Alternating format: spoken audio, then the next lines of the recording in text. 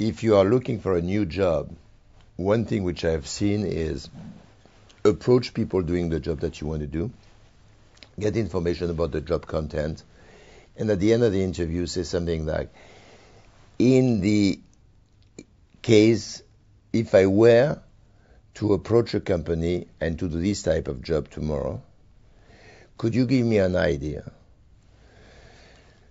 with a plus or minus 30% of the sort of range I would be making after joining a company after 1 year or 2 years? In other words, you put so many conditions there.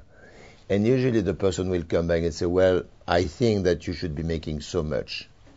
I learned that from a guy who is an American who passed away, wrote a book called Paycheck. Wonderful book about salaries. He wrote a book on paycheck, and when he came to Europe, he approached me and he said, I understand that you're in the field of career, could I interview? And the first place he landed was Geneva. And I still remember it. We were sitting by the lake in June, and I said, now you tell me I'm going to tell you my secret, tell me your secret. How do you discover the salary of people? He said, it's very simple. And he wrote the book in Europe where people never disclose their salary, theoretically. And he said, which salary do you want to know? He said, for instance, tell me how much a taxi driver is making in Geneva. He said, very easy.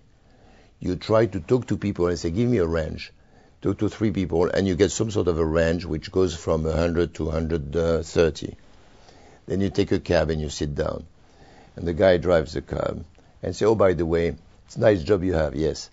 And eventually you lead him to talk about salary and say, with a job like yours, and you take the top of the range and you add 30%, I assume you're making something like 150 a year. So the guy pushes on the brake, turns around and says, what? Last month, 124. So you always call a higher figure by 30% and you wait for the reaction.